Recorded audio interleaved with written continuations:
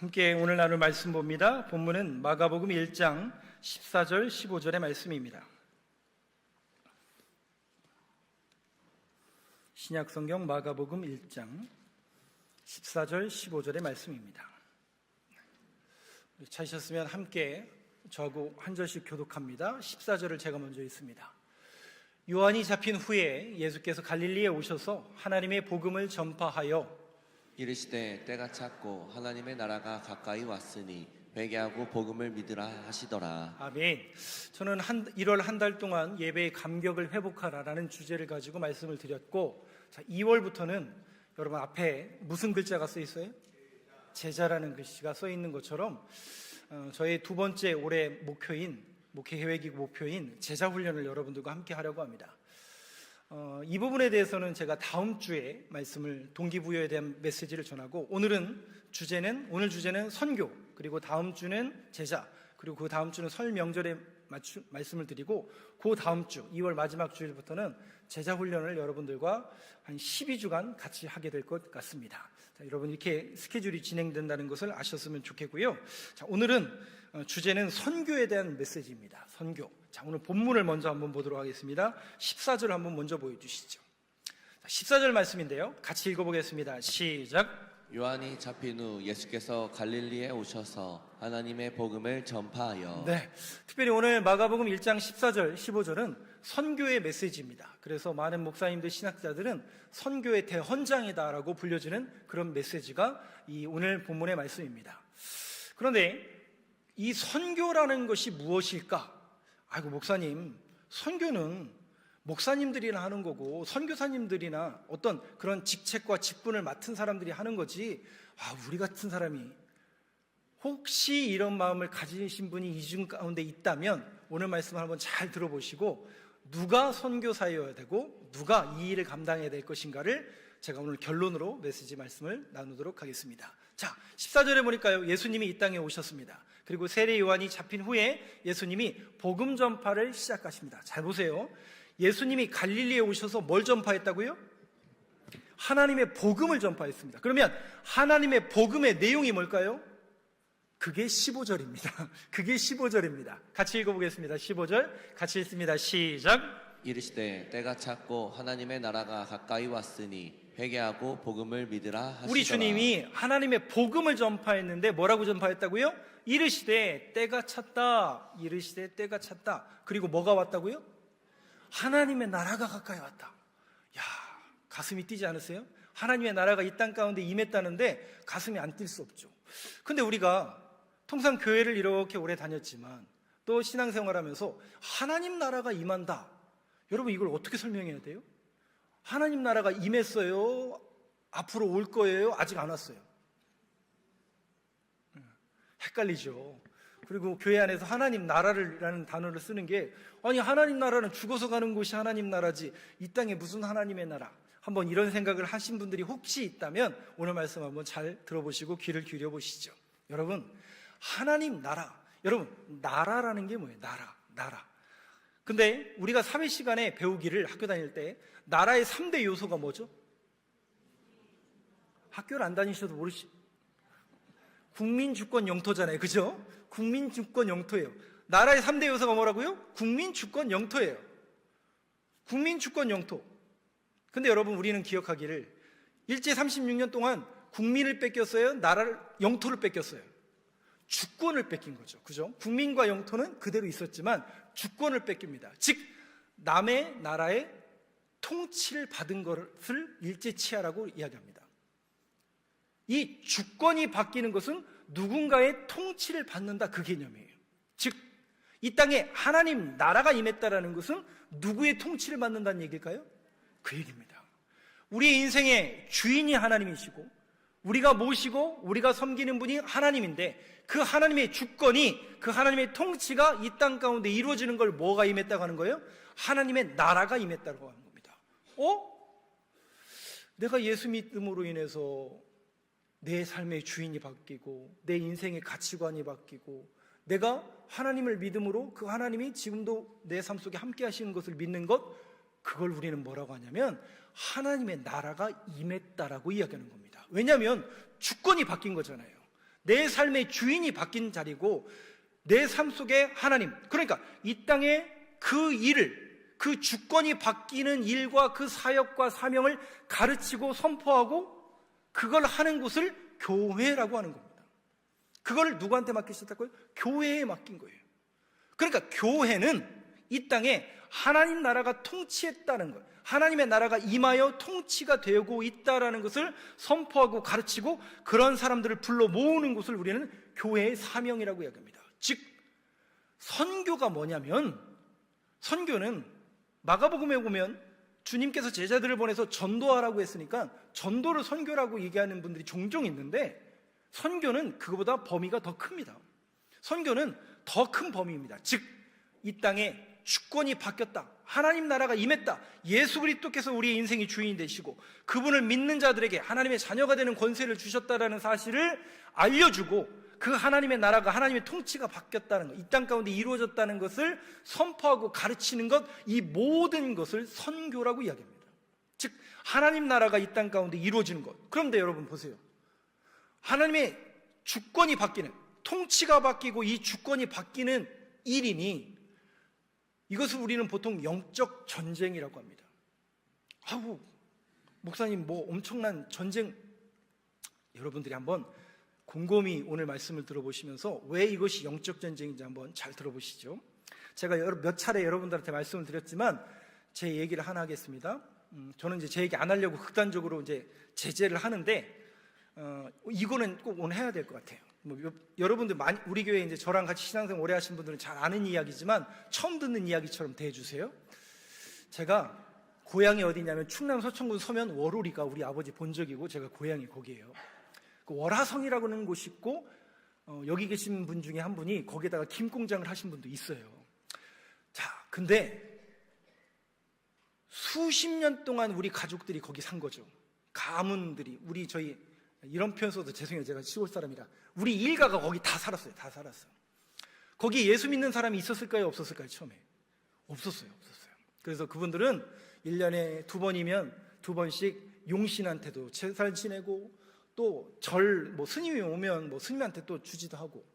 근데 그분 중에 큰 어른 중에 한 분이 주구장창 거기 갈 때마다 또 후손들한테 얘기하는 게 뭐냐면, 묘자리를 잘 써야 우리 후손들이 잘 된다고 해서 이분은 앉으나 서나 우리 주님을 생각하는 게 아니라 묘자리.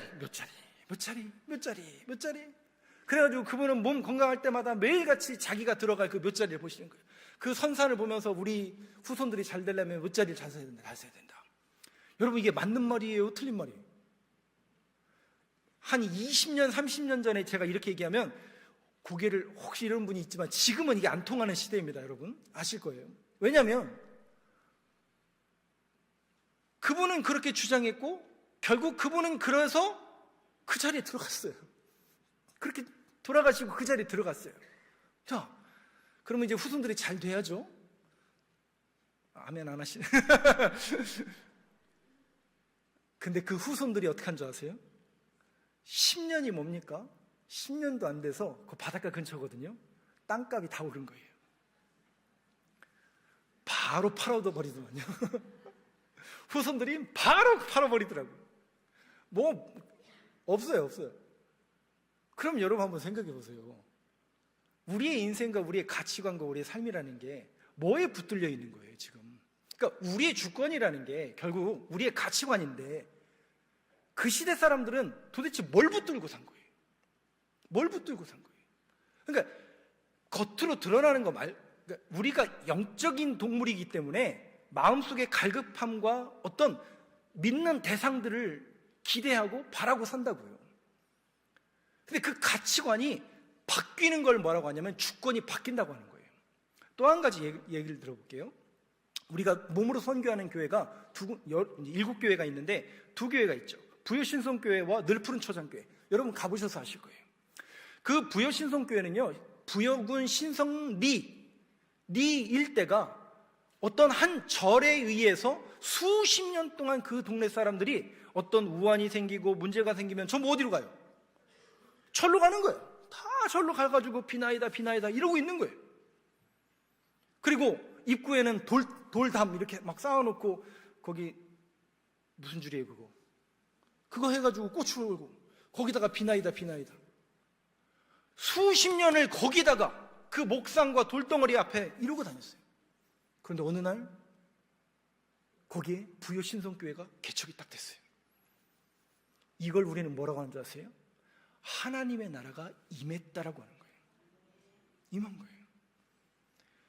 모든 가치관이 세상적인 것에 빼앗겨 떠 있던 그곳에 가치관이 바뀌는 사건이고 주인이 바뀌는 사건이에요.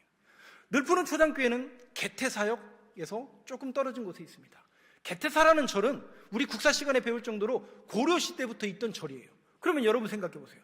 수백 년 동안 그 지역 주변에 있는 사람들은 어떤 문제가 생기고 어떤 영적인 어려움이 있을 때마다 어디로 가요? 그 불상 앞에 가가지고 비나이다 비나이다 이러고 있는 거예요. 그런데 어느 날 늘푸른 초장교회가 거기 개척이 된 거예요. 그걸 우리는 뭐라고 한다고요? 그곳에 하나님 나라가 임하게 된 거예요. 그러면서 사람들이 불상 앞에 절하던 사람들이 한 명씩 두 명씩 주권이 바뀌는 사건이에요. 이것을 우리는 하나님 나라와 통치가 바뀌는 사건이라고 이야기하고 그걸 두 글자로 미셔너리, 선교라고 이야기하는 겁니다. 이 거대하고 이 위대한 일을 누굴 통해서 하나님께서는 이루기를 원하시냐면 교회를 통해서 이루기를 원하고, 그 교회는 누가 교회예요? 네가 그러지 마시고, 교회는 저와 여러분입니다. 아이고 목사님 우리가 지금 교회에 와 있는데요. 이거는 예배당이고, 교회는 주님의 이름으로 구원받은 백성들이 주님을 찬양하기 위해서 모이면 그곳이 사람이 교회요, 저와 여러분들이 교회인 줄로 믿습니다. 그 은혜를 입어서 우리가 오늘도 그 하나님 앞에 예배하며 오늘도 말씀을 듣고 있는 거라는 것이죠. 그런데 그 하나님의 주권과 선교라는 이 사명을 우리에게 맡겨주셨는데, 그러면 세 가지로 정리를 해보겠습니다. 그러면 어떤 마음으로 선교를 해야 되느냐? 누가 선교를 했느냐? 그리고 선교의 결론이 뭐냐? 이것이 오늘 말씀의 결론인데요. 첫 번째, 그러면 선교는 어떤 마음으로 해야 될 것이냐? 오늘 본문 15절 한번 보여주시죠. 15절 어떤 마음으로 해야 되느냐? 15절만 한번 여러분 목소리를 같이 읽어보겠습니다. 시작. 이르시되 때가 찼고 하나님의 나라가 가까이 왔으니 회개하고 복음을 믿으라 하시더라. 회개하고 뭐 하라고요? 복음을 믿으라. 뉘우치고 하나님 앞에 나오라, 그 얘기인가? 문자적으로 보면 그 정도 이야기지만 원문에 가까운 번역은 이런 번역입니다. 조금 길어요. 제가 읽어드리겠습니다. 우리 주님이, 예수님이 그들을 불쌍히 여기셔서 그들을 고치고 회복하겠다라는 선언입니다, 이 뜻이에요. 다시요. 예수님이 그들을 불쌍히 여기셔서 그들을 고쳐내고 회복하겠다. 뭘 고치고 뭘 회복하겠다라는 거예요. 우상 앞에 절하던 우리의 모습들, 무슨 문제만 생기면 우리 어디 달려갔어요? 돌덩어리한테 가고 목상한테 가고 금덩어리 앞에다 놓고 고쳐달라고 손이 발이 들도록. 저희 할머님은, 제가 어린 시절에 저희 할머님은 기억하는 것은 아침마다 시간과 정성과 뜻과 마음을 다하여 장독대에 가가지고, 뒷곁에 장독대에 가가지고 비나이다 비나이다. 그러면 우리 할머님이 뭘 그렇게 열심히 비셨을까요? 그 새벽에 뜻을 정하고 마음을 정해서 자기가 잘 되는 게 아니라 저 잘 되라고. 그래서 그분이 이상한 신한테 빌어가지고 목사가 된 건 아닌데 그러던 분이 어느 날 예수를 믿고, 어느 날 예수 믿는 게 아니라 며느리가 시집 왔는데 예수 아무도 안 믿는 가정에 며느리가 시집 왔는데 예수 믿는 거예요. 그래서 덩달아 따라왔어요. 따라오다 보니까 그분이 예수 믿게 되고, 그래서 뭐가 바뀌냐면 신이 바뀌었어요. 장독대에 가서 매일같이 가시는데 그 전에는 그냥 모르는 그 천지신명, 우리 보통 말하는 천지신명, 조물주 막 이렇게 비나이다가 예수님으로 바뀐 거예요. 이걸 우리는 뭐라고 한다고요? 하나님의 주권이 바뀐 거예요. 그래서 제가 이 자리에 있는 거기까지는 아니겠지만, 여기서 말하는 회복하고 고치겠다는 것은 주인이 바뀌는 사건이에요. 주권이 바뀌는 사건이에요. 저와 여러분들도 예수 믿고 구원받아 주인이 바뀐 거죠. 우리의 삶에 주인이 바뀐 사건이에요. 이 엄청난 은혜와 사랑을 입은 거예요. 그런데 그 시작의 단초가 뭐냐면 예수님이 우리를 불쌍히 여기셨대요. 불쌍히 여기셨대요. 여러분, 성경에 보면, 마태복음에 보면 빈들에 5,000명 아니 10,000명이 넘는 사람들이 쫙 펼쳐져 있었어요. 베세다 언덕에 10,000명이 넘는 사람들이 쫙 펼쳐져 있어요. 그런데 그 사람들이 배가 고파요. 왜냐하면 허기졌거든요. 근데 그 많은 사람들을 어떻게 먹여 살린대요? 근데 여러분, 더 신기한 건 뭔지 아세요? 집에를 안 가네, 이분들이. 여러분, 이분들이 왜 집을 안 갔을까요? 그 수많은 사람들이 왜 집을 안 갔을까요? 누구 때문에 안 가는 거예요? 예수님의 말씀을 들으려고 안 가는 거예요. 뭐죠, 여러분? 거기 가면 떡이 나오나요? 밥이 나오나요? 예수님이 밥을 줄 알고 갔을까요? 아닙니다. 그분들은 예수님의 말씀이 생명의 말씀이요, 진리의 말씀이라고 믿었기 때문에 배는 고프고 날은 춥고, 근데 거기에 그냥 앉아 있는 거예요. 그때 주님이 그들을 향해서, 성경에 보니까 민망히 여기사, 옛날 성경이에요, 개역 한글, 민망히 여기셨대. 민망히 여기셨대. 근데 그거를 우리나라 말로 번역할 때에 그 번역하는 분은 어떤 마음으로 그걸 번역했냐면, 단장이 끊어지는 마음을, 단장이 끊어진다. 요즘은 안 쓰는 표현이긴 한데, 단장이 끊어지는 게 어디가 끊어지는 아픔이에요? 창자가 끊어지는 아픔. 우리 주님이 그 빈들에 허기져서 영생의 말씀, 생명의 말씀을 들으려고 앉아있는 그들을 향해서 어떻게 여겼다고요? 불쌍히 여기셨다는 거예요. 근데 그 마음이 창자가 끊어지는 고통, 즉 불쌍히 여기는 마음이 예수님의 마음이었고, 저희들을 향한, 또 저와 여러분들을 향한 주님의 마음이 거기에서부터 시작이 된 거예요. 그래서 우리에게 구원이 임했고, 우리는 구원을 선물로 받아 예수님의 자녀가 된 거예요. 그렇다면 하나님의 나라가 이루어지는 이 선교, 하나님의 주권이 바뀌는 이 선교라는 이 사역은 어떤 마음을 가지고 시작해야 되냐면, 그 마음을 가지고 시작하는 거예요. 주님의 마음으로, 주님의 눈으로 그 시대를 바라보고, 그 현상을 바라보고, 어떤 세대를 바라보면서 보여주시는 게 반드시 있어요. 그림을 한번 보여주세요. 윌리엄 부스, 1829년부터 1912년 런던에서, 감리교 목사님이에요. 원래 감리교 목사님. 근데 이분이 어느 날 런던 시내를 한복판을 돌아가는데, 이 당시에 1800년대 1900년대 런던은 세계의 수도예요. 왜냐? 산업혁명이 가장 먼저 영국에서 일어났고, 영국은 전 세계에서 유례를 찾아볼 수 없는 엄청난 발전을 일어났어요. 그래서 대영제국의 기초를 만들던 그런 시기예요.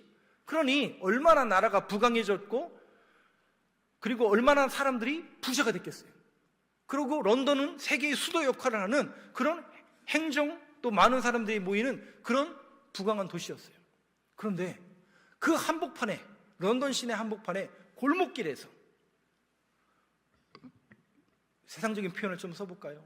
앵벌이하는 소년들, 아직도 못 먹고 헐벗음에 굶주려 있는 그 아이들, 그리고 과부, 전쟁으로 인한 과부, 나그네, 고아, 그들이 눈에 보이는 거예요. 그러면 여러분, 윌리엄 부스에게 하나님께서 그들을 왜 보여주셨을까요? 왜 보여주셨을까요?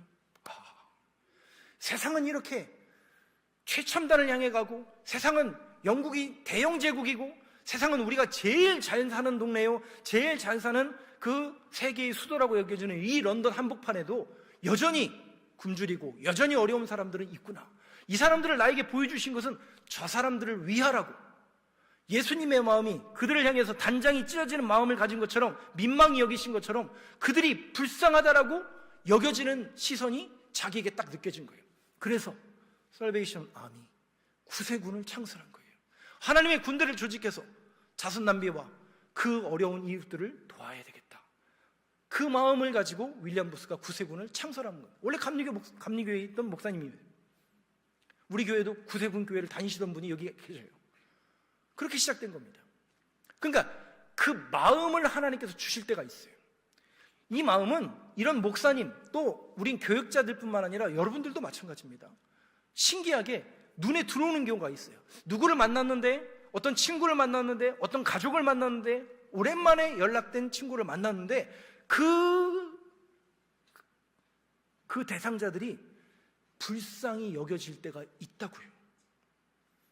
또 명절이 다가오는데 저는 명절이 다가오면 누구랑 전화한다고요? 그 친구들이 불쌍해요.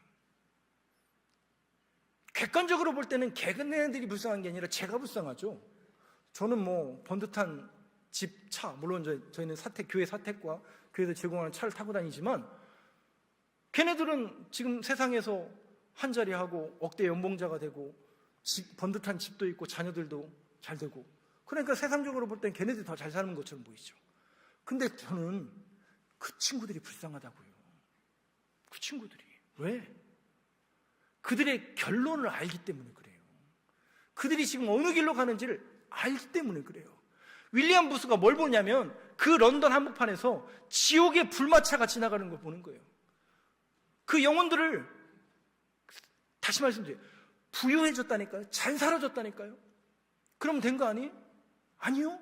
영적으로는 영국 교회가 타락하기 시작했고, 사람들이 더 이상 교회에 가지 않고 세상으로 나가서 자기가 번 걸 쓰는데 전부 혈안이 돼요.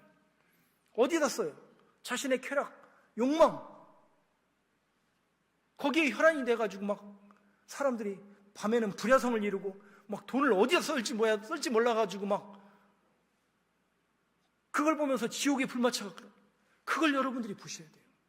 저는 제 친구들이 불쌍하다고요.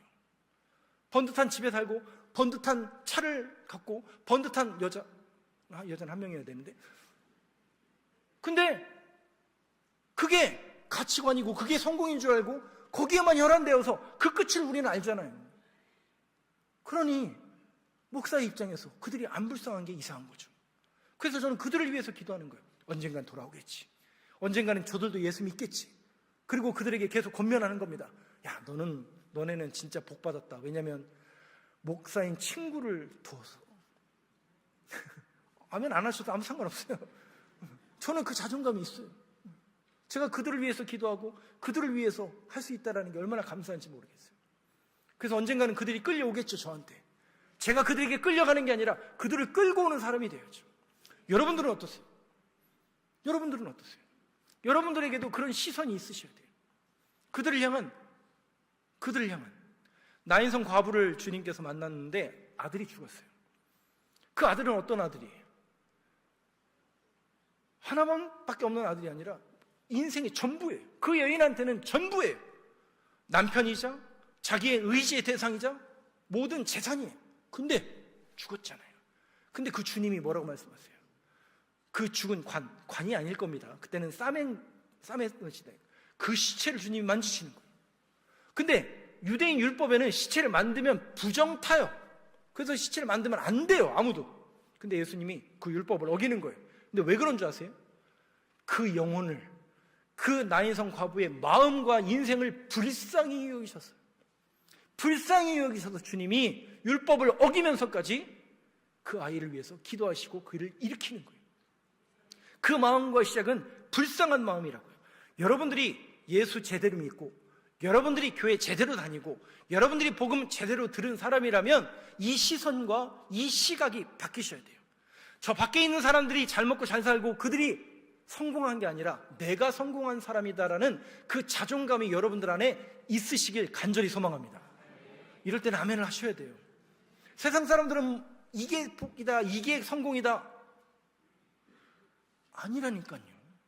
우리는 그게 아니다라는 것을 여러분들이 가지셔야 된다고요. 그래야 흔들리지가 않는 거예요. 흔들리지가 않는 거예요.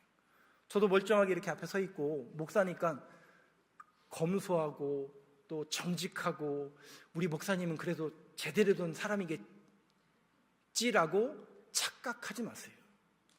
저도 연약한 사람이고 저도 부족한 사람이고 저도 돈 앞에 무너지는 사람이고 저도 세상의 권력과 세상의 힘으로 저를 좌시하면 흔들릴 수밖에 없는 사람이에요. 그러나 적어도 저와 여러분들이 오늘 말씀을 같이 듣고 우리가 같은 신앙 공동체로서 아니야, 세상은 그것이 힘이고 그것이 성공이라고 이야기할지 모르지만 우리에게는 생명의 말씀이 있잖아. 내가 곧 길이요 진리요 생명이라고 말씀하신 그 복음을 붙드는 사람들이고 우리는 갈 곳이 있잖아. 우리는 바른 길을 걸어가고 있잖아 라는 그 신앙의 절개, 그 신앙의 지조, 이것이 복된 길이구나라는 그 복이라는 가치관과 개념이 바뀌어서 예수 안에 있는 것이, 교회를 다니는 것이, 예수를 믿는 것이 참된 복이다라는 그 믿음의 고백을 주님 앞에 올려드리며 그 복된 자존감을 회복하는 저와 여러분 되길 간절히 소망합니다. 근데 여러분, 세상이 쉽지가 않죠. 그리고 어려운 거 다 알고 있습니다. 근데 그것은 여러분들만 아는 게 아니라 하나님도 다 아세요. 그래서 주님은 우리에게 성령 하나님을 보내주시고 성령 하나님이 역사해 주실 겁니다. 그래서 여러분들이 늘 도우심을 구하고 늘 기도하며 세상을 끌고 오는 저와 여러분들에게 간절히 소망합니다. 특히 이 시대를 여러분 한번 바라보세요. 세상이 잘 먹고 잘 사는 시대가 됐지만 유래를 찾아볼 수 없을 정도로 한국 역사 속에서 이런 적이 있었나요? 우리 역사 시간에 배운 것처럼 우리나라가 반만년의 역사 속에서 913번의 외침을 당했습니다. 그런데 지금 76년 동안 이 나라의 전쟁이 끊겼어요. 여러분, 5천년 역사 속에서 세종대왕도 못했고 광개토대왕도 못한 일이 지금 우리는 그 일을 이루고 있는 민족이 되고 나라가 되었어요. 근데 여러분, 이렇게 잘 되고 잘 사는 것처럼 보이지만 사람들이 좋은 길로 가고 있죠. 바른 길로 가고 있죠. 아니, 병원이 다 없어졌죠. 신기한 게 뭐냐면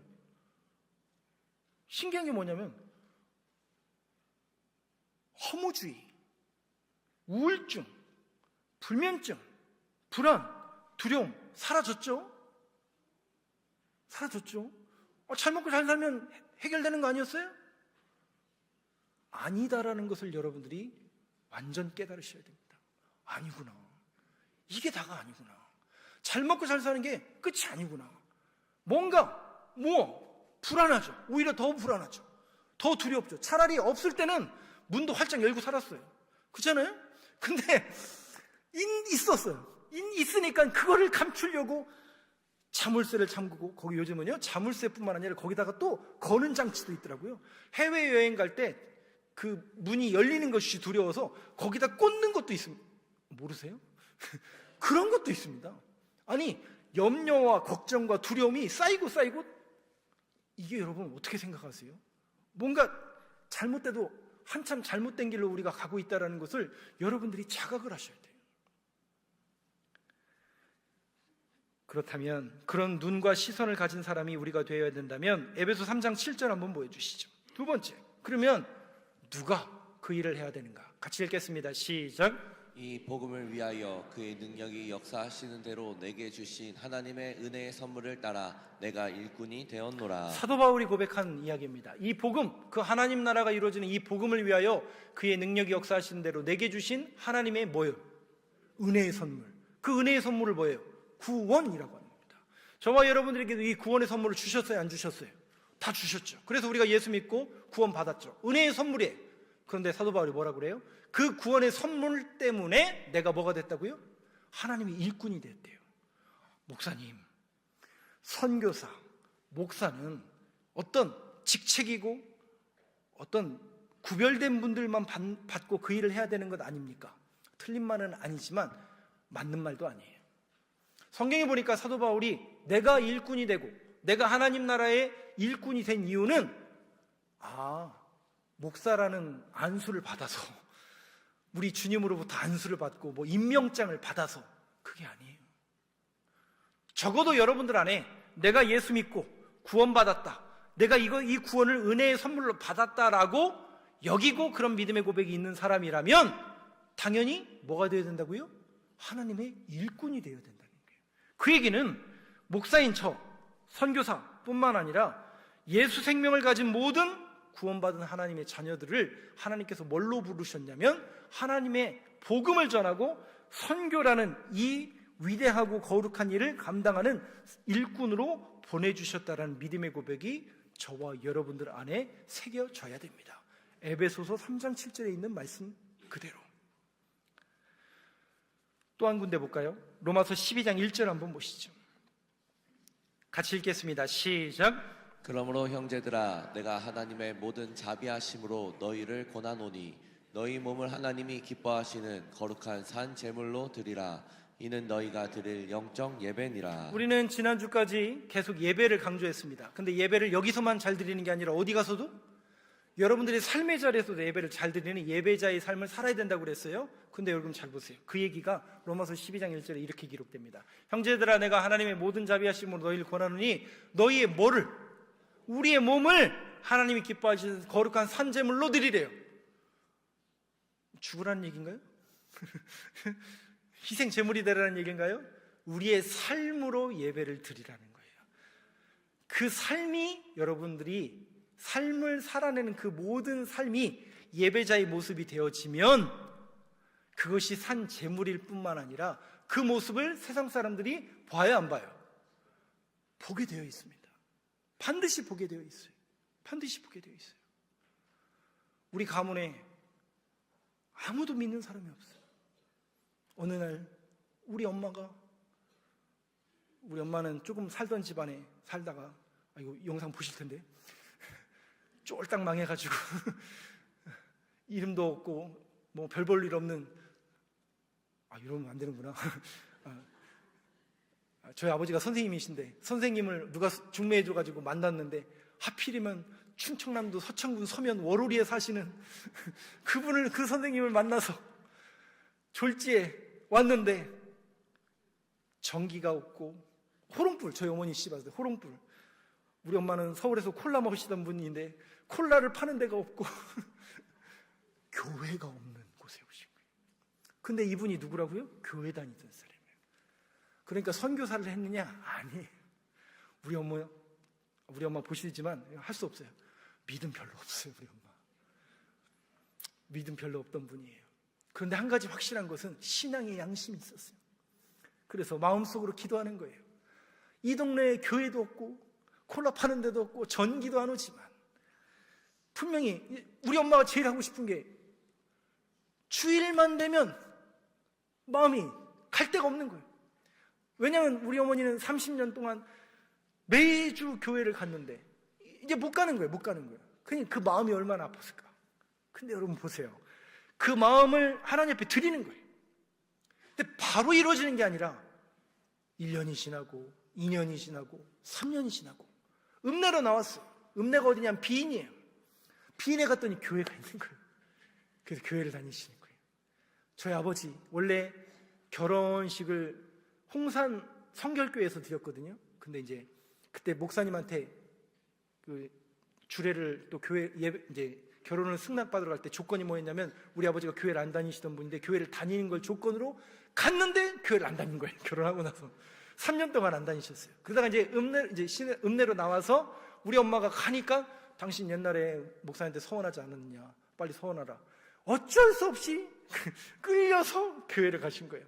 교회를 갔는데 거기에 성가대가 있는데 성가대를 치유할 사람이 없네요. 근데 그 당시만 해도 선생님들은 풍금을 했잖아요.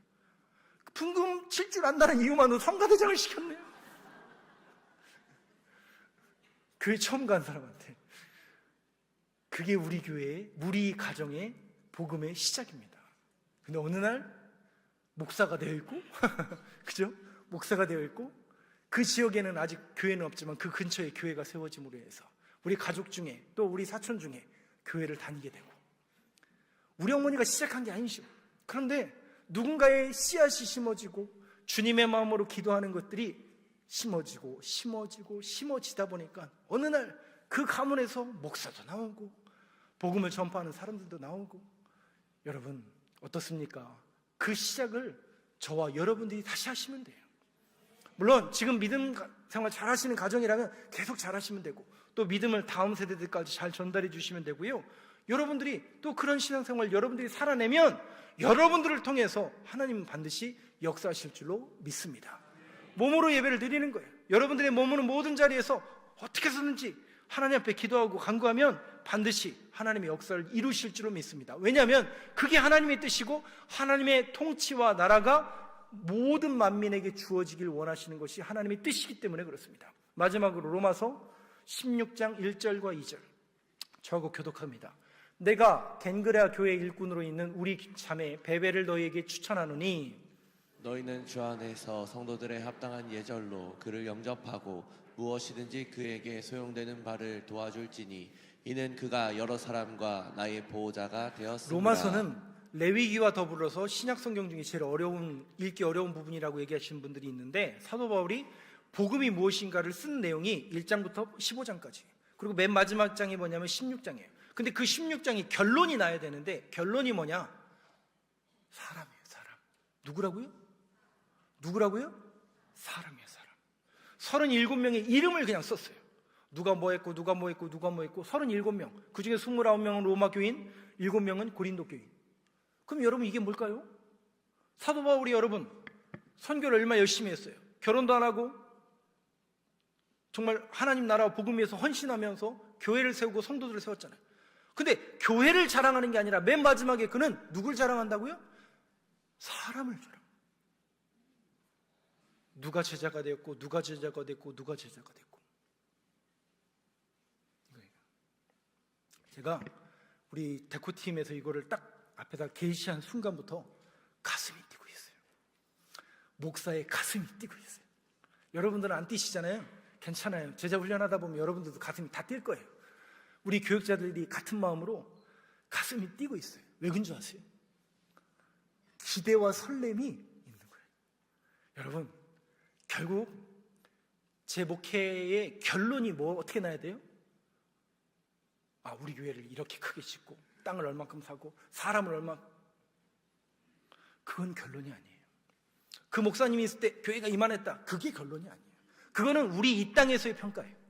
하나님 보실 때의 평가는 뭐냐면, 네가 그래서 목회에서 누구를 제자 삼고 누구를 전도하고 누구를 변화시켰고 하나님의 일꾼을 만들었느냐 못 만들었느냐, 제자를 세웠느냐 못 세웠느냐. 왜 그런 줄 아세요? 기독교 2000년의 역사는 건물로 하는 게 아니에요. 땅의 크기로 하는 게 아니에요. 돈으로 하는 게 아니에요. 사람으로 하는 거예요.